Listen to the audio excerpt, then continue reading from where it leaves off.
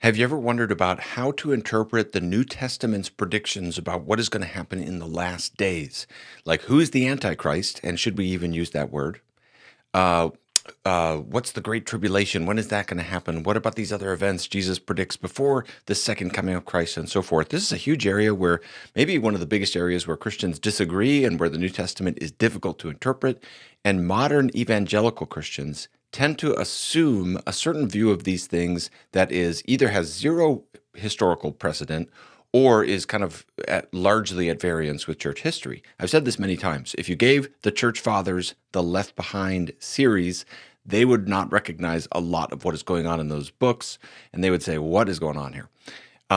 This is a fascinating area where basically, and I'll just identify one of the differences here, is that throughout church history, many Christians believe that some of these eschatological events, eschatology means the doctrine of the last things or the end times, many of these eschatological events had already happened. So they're future with respect to the writing of the New Testament, but they're past with respect to us.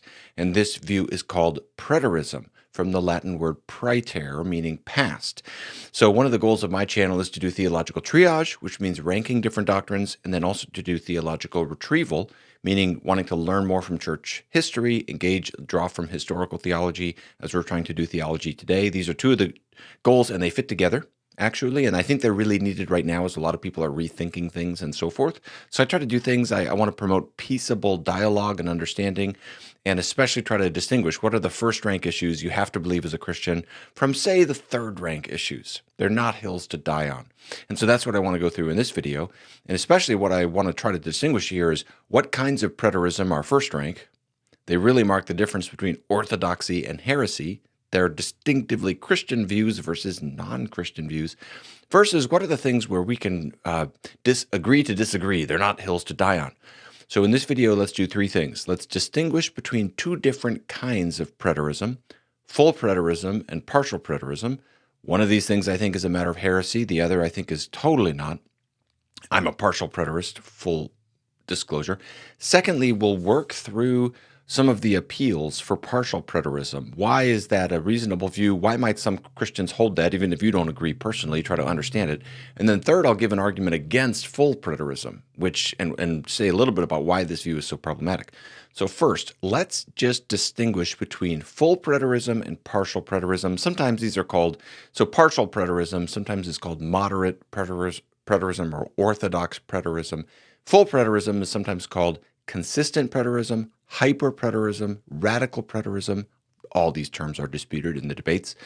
Full preterists believe, try to wrap your head around this, all the eschatological events of the New Testament were fulfilled in the first century. We are currently living in the new heavens and on the new earth. Jesus' second coming was not a bodily event at the end of history. It was a spiritual return manifested in judgment on Jerusalem in 70 AD especially. And the final resurrection took place spiritually toward the latter portion of the first century.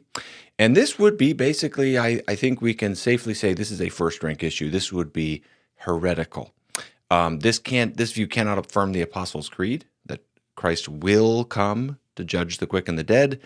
And I think there are two reasons why I would very emphatically classify this as a first-rank issue, that is to say heretical, that is to say outside of Christian orthodoxy, that is to say not Christian. One is the way Paul classifies Hymenaeus and Philetus in 2 Timothy 2. Okay, this is a view people were saying at that time as well. And he says they have swerved from the truth, saying that the resurrection has already happened. This tells you categorically what kind of error this would be. The other big reason is 1 Corinthians 15 and the way Paul classifies a rejection of the bodily resurrection. And I would say, to use Paul's language, to affirm full preterism is to swerve from the truth and make your faith futile. I don't think we have to be able to use the word heresy sometimes. It's not unloving to set boundaries to orthodoxy because we are just basically saying Christianity is not everything. Okay, there are some things you just have to believe. And the reason I hate full preterism, it just completely vitiates all of our hope. You cannot read The Last Battle, the last book in C.S. Lewis's Narnia books and feel the same way if you're a full preterist. All that hope is wrong if you're a full preterist. Later, I'll give an argument for why that view is wrong. But first, there's also partial preterism, which is completely different. Partial preterists believe that some prophecies in the New Testament were fulfilled in the first century, specifically the Great Tribulation, a judgment coming on Jerusalem, the Antichrist, although that terminology is not the best terminology. That's actually just terminology from the Epistle of 1 John, which is not really talking about one person, but that's how the common parlance has come to be. And a judgment, and what else did I say? Oh, the destruction of the Jewish temple. And basically, partial preterists think these events are fulfilled during the Roman siege of Jerusalem, culminating in the destruction of the temple in 70 AD. I don't know if I said that very well. Let's put this up on the screen to distinguish these. Past and future differing events. So those are the things you can see in the past, but in the future, the major eschatological events, the four big ones are still future. The second coming, final resurrection, final judgment, and the final state, the inauguration of new heavens and new earth, banishment of the wicked to hell, all that. The big ones are still future for partial preterists. So textually, partial preterists think that the Olivet Discourse, that's Matthew 24, and the other synoptic parallels, that's Mark 13 and Luke 21, are past. And they think the middle portions of Revelation, chapters 1 through 19, roughly, are referring to first century events. So you can read a partial preterist like Ken Gentry, and he's going through and he's giving a really detailed commentary on Revelation, looking at Josephus and other historians, and basically trying to show that these events are pretty plausibly interpreted as talking about various events in the 67 to 70 AD period of the First Roman-Jewish War. The seven seals of Revelation 6 and the seven trumpets of Revelation 8 and 9, they have some remarkable correspondence with what Josephus tells us happened. And then he talks, other examples would be the beast of Revelation 13. He thinks that's basically the Roman Emperor Nero, and more basically the Roman Empire. And he thinks the great prostitute of chapter 17 and the Babylon of chapter 18 is Jerusalem, first century Jerusalem. When I preached through 2 Thessalonians 2 a few years back, always a fun passage to be assigned. Trying to think, okay, what am I going to do with the man of lawlessness here? Most people, again, the common parlance is the Antichrist, but that's not the most technical term from the New Testament. And most people think the man of lawlessness, 2 Thessalonians 2, is the same as the beast of Revelation in chapter 13 of Revelation. And basically, I was kind of persuaded. This is talking about Nero and the imperial power that he wielded against Christians, because he did exactly what this verse is talking about calling himself God, going into the temple, and so on and so forth. But my preaching strategy was not to really emphasize that. You just talk about more about the principles and how to apply the principles to your life. I don't, at least I discussed this, but I didn't emphasize that. Because again, it's a third-rank issue. You want to leave some space. Plus, it's relieving to be able to quote Augustine in the City of God as saying, I frankly confess I do not know what he means. He says that about the restrainer in that 2 Thessalonians 2 text. So all this is just to say, trying to be clear. I'm just trying to explain the kinds of passages that partial preterists look at and try to make clear full preterism versus partial preterism. I know this can seem really strange, but again, to us, here's the thing. What can feel normal to us in the modern day, theologically, sometimes actually is historically eccentric. Throughout church history, there have been three main views about how to interpret this Antichrist figure or beast or man of lawlessness, so on and so forth. And the idea of a future global politician, which is the general view you'll find as the default assumption of many modern-day Christians, doesn't have as much historical precedent. Usually in church history, it's one of two other ideas. Either the papacy, common view among early Protestants, or among early Christians like John Chrysostom and Lactantius, you'll find it's Nero. That's a common view in the early church.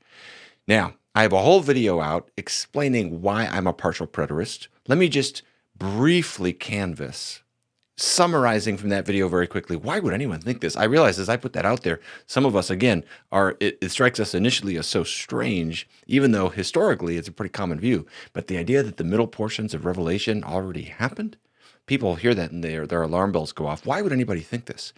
Well, essentially, we're trying to take seriously the teaching of Christ. When he goes out and he's sending out the 12, he says, Matthew 10:23, you will not finish going through the cities of Israel before the Son of Man comes. 6 chapters later, teaching about discipleship, some of you who are standing here will not taste death before they see the Son of Man coming in his kingdom. And finally, most climactically and most provocatively, at the end of the Olivet Discourse, after mentioning his glorious coming, he says, I tell you the truth, this generation will certainly not pass away until all these things have happened. So what partial preterists think is this is not the second coming, but it's what we call a typological anticipation of the second coming. It's a judgment coming of Christ that happens in the first century that anticipates the second coming, but this is more historical and focused and so forth. And I think there's a lot of good reasons for that. These various different texts all seem to corroborate each other because they're stating nearness. They're stating 30 or 40 years, which is exactly what it would have been, in three distinct ways, all of which kind of clarify each other. You're reading the Olivet Discourse, Matthew 24, similarly to how you read Isaiah 13 and Ezekiel 32 and other prophecies of historical judgment. There's a lot of remarkable parallels in how the language is used about the sun turning to blood or it's the moon turning to blood and so on and so forth. And there's also just this general sense of imminence and nearness throughout the New Testament. You also have Jesus's parables and statements of judgment against this generation. People try to get around the this generation clause, but everywhere, like one chapter earlier, this generation, all the blood of the martyrs will go upon this generation. No one ever has interpreted that as this race or something like that, the way people try to get around it in Matthew 24. So basically, there's a lot of reasons to think, okay, Jesus seems to be saying something's right on deck. From his standpoint, speaking around 30 AD, it's just coming around the corner. Before you go through these cities, while some of you are still alive, before this generation passes away, something's going on. And again, there's a lot of reasons for this that I've gone into. One is the situationally specific language of the Olivet Discourse. It just looks like it's talking about a first century local event relevant to those living in and around Jerusalem. For example, in Luke's version, he says, when you see Jerusalem surrounded by armies, the desolation has come near. Then let those who are in Judea flee to the mountains. I mean, it's hard to think of what this would even mean if it's talking about something over 2,000 years later. By the way, one of the convincing things for me was just reading through Josephus on the destruction of Jerusalem and other historians talking about this. This was a major historical event. Let me put up some paintings. Sometimes we forget how significant this was. Here's an 1850 painting of David Roberts entitled The Siege and Destruction of Jerusalem. On the bottom right there, you can see the Roman army under the General Titus, who later became an emperor, approaching and lighting fire to the city. Here's an 1867 painting entitled The Destruction of the Temple in Jerusalem, and it conveys some sense of the devastation this was. Just, we have to understand the significance here. This is the temple. It was destroyed in 586, 587 BC under the Babylonians when they took over Jerusalem. Then it stands for 600 years and more. And if there's anything, even if you had nothing in Scripture about this, even if Jesus didn't talk about the armies coming to attack the Jerusalem and so forth, you'd still wonder about the religious significance of this event, the temple being destroyed. So when you get to the New Testament and you find the whole Olivet Discourse is introduced by Jesus saying, not one stone will stand upon another, and then he's asked, when is this going to happen? You want to take this very seriously. So we're trying to take these timetable references seriously. However, here is what happens. Third section of the video. Once you start to get the appeal for partial preterism, some people switch over all the way into full preterism. And they think, well, and everything happened then. And this is very tricky. The issue here is that this preterist hermeneutic has a lot of explanatory power. Basically, what you're saying is you're trying to take the timetables at face value, as well as the general sense of imminence throughout the New Testament. Once you're able to embrace this, you see how powerful it feels. Basically, when Jesus said, I'm coming soon, he meant soon. He didn't mean 2 millennia, and you have to interpret the word soon really weird. Or, and he said, before this generation passes away, he meant before this generation passes away. So the power of this hermeneutic is you're just trying to honor the timetables. And so the appeal becomes, don't project an interpretation back onto these words that would have been completely unrecognizable to anyone actually hearing them, right? Can you imagine Jesus' listeners hearing, oh, before this generation passes away, and then could any one of them have possibly understood that actually means more than 2,000 years later? Wouldn't they feel a bit deceived by this language? So that's the appeal. You could call it kind of an appeal to common sense hermeneutics. Take the timetables at face value. And I have to say that's a powerful appeal. And as you read through futurist interpretations of the Olivet Discourse, they do feel kind of tortured, splitting hairs, qualifying things excessively. It does seem like a view that would have been hard to anticipate at that time if you were there and heard Jesus' words. Now, I'm about to make an argument against full preterism, but hang with me here because I'm trying to explain the power of this appeal. It is in this sort of common sense hermeneutics, and it is a powerful appeal. Let me put it as, I'll just quote J. Stuart Russell. His book, The Perusia, was published in the late 19th century, first published in 1878, perhaps the most significant text in this whole development of preterism. And listen to how he puts it. He's dealing with Matthew 24 and these words about this generation passing away. He says, words have no meaning if this language, uttered on so solemn an occasion and so precise and express in its import, does not affirm the near approach of the great event which occupies the whole discourse of our Lord. 99 persons in every 100 would undoubtedly understand his words as meaning that the predicted catastrophe would fall within the limits of the lifetime of the existing generation. Unless, therefore, our Lord intended to mystify his disciples, he gave them plainly to understand that his coming, the judgment of the Jewish nation, and the close of the age would come to pass before the existing generation had wholly passed away. Lots of people have found his case very challenging. I really appreciate R.C. Sproul on these topics because you can see this, very well-known leading theologian kind of being honest about his own wrestling with this. And at one point, he talks about reading Russell's book, and he says, I can never read the New Testament again the same way I read it before reading the Perusia. I hope better scholars than I will continue to analyze and evaluate the content of this important work. So what I'm trying to do here is what I'm trying to do so far is to show, okay, we've got two different options, partial preterism, full preterism. They're very different in their significance. One of these is something Christians can disagree on. Whether you think Nero is the Antichrist does not make you a Christian or not. Another one of them, is like a cardinal issue of orthodoxy. Whether you think a bodily resurrection and future coming of Christ are going to happen, that does set the boundaries for whether you're within the faith, whether your faith is futile, as Paul says. So then I'm trying to show there's some powerful appeals for some kind of preterism. But let me now show why I think full preterism ultimately just doesn't work. And I think there are a lot of reasons that we can make, but let me just appeal to the very one we've already identified, this common sense hermeneutics. Because here's the irony of full preterism. The whole appeal is, hey, let's take the timetable references at face value. Let's take this as the original hearers would have taken them. Now, we can take that very appeal and apply it to full preterism as well. Because when you get to the resurrection, the rapture, and the millennium, full preterists lapse into the same kind of excessive qualifying and hair-splitting and tortured exegesis that they decry in the futurists. Okay, they're the ones going against common sense hermeneutics on these topics. For example, Revelation 20. Revelation 20, the millennium, this is a passage Russell himself really wrestled with. And if I recall, I admire his honesty in kind of putting it out there. If I recall, he actually abandoned a total preterism on this text. But contemporary full preterists usually go basically about Revelation 20. They have to identify with something in the past.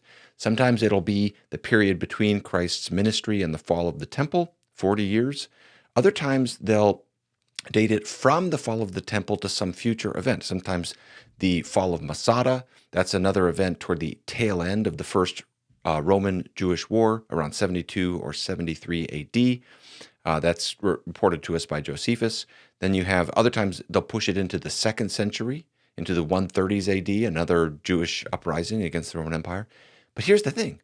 Any view like that is going to rub against the whole premise of the whole power of preterist hermeneutics, which is heed the timetables, take them at face value, take them as they would have been taken by the original hearers. Can you imagine any reader of John's Apocalypse, the book of Revelation, hearing 1,000 years and then thinking it's actually 3 or 40 or 62?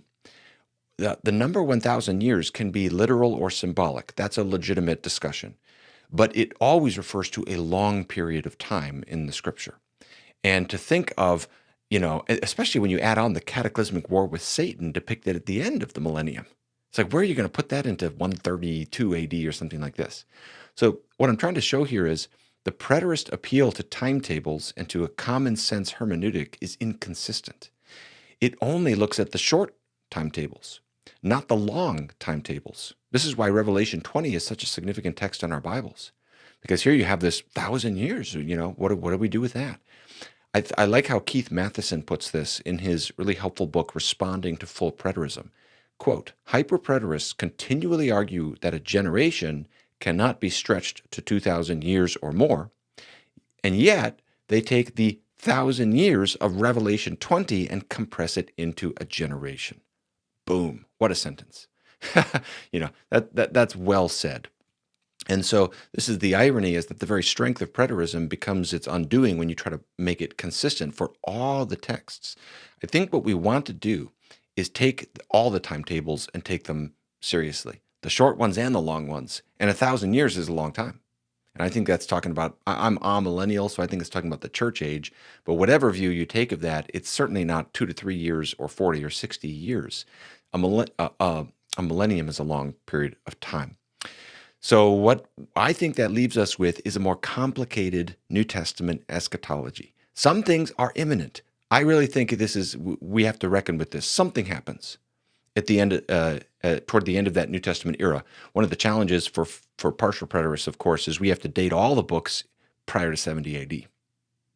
I think you can do that, but that's, try to be honest about the challenges. And there's other challenges as well. But I actually think a good case can be made that Revelation was written before 70 AD, but that's a whole other thing. Point for now is just to say, and this is the approach that I respect the most, is we've got to put all the texts together, and that does yield a more complicated picture. So I hope this video will be helpful. Boy, it's so common now for people to reference me as, well, I don't agree with Gavin about everything, but. And I'm always so curious, what are people mostly disagreeing with? Though because I just put out so much content about so many things. So I am very content with this. I understand you do not have to agree with me about all these particulars. I change my mind on some of these little details. What I'm trying to do here is do some triaging of issues here and show, hey, full preterism, this is not good. This is going to take us outside of the Apostles' Creed and outside of Christian orthodoxy. Partial preterism, though, makes a lot of sense, and let's keep working at that. So that's basically what I'm trying to do. I'm trying to help us with triage here and trying to help us with retrieval. The two areas I think evangelicals can benefit most from retrieving the past are eschatology, the end times, and creation, how the world began. All right, so that's it. I'm going through a series of videos on eschatology. I've done one on universalism. That one got shared in a Universalist chat forum, so I got bombarded with Universalist comments. Thank you, everyone who commented. That was actually helpful and kind of edifying to read through. One of the weaknesses of that video is, evidently, I didn't read through this book, which is very important, Ramelli's book, A Larger Hope. So I'm going to read this.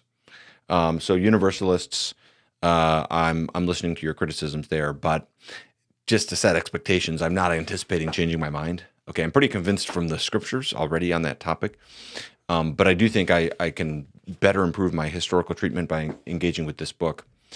The other thing I'm going to do is annihilationism. So the next and final video in this series on eschatology will be an explanation of annihilationism, trying to triage it, trying to steelman it.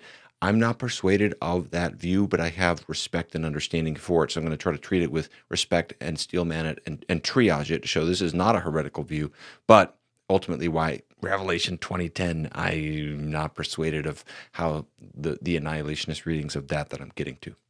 So that's coming down the pipeline. Let me know what you think in the comments on this one, and if you think it'd be worth more treatment of these preterist issues. One thing I could do is like do a deep dive on some of these questions. I'm given the big picture here. We could do a deep dive on 2 Thessalonians 2 and work through it, a deep dive on Revelation 20 and work through it. These are important texts, and sometimes we neglect them. I find there's two impulses. Either we get hyper-focused on these details of eschatology, or we just completely neglect them. So it'd be fun to work through these more. All right, thanks for watching. Let me know what you think in the comments.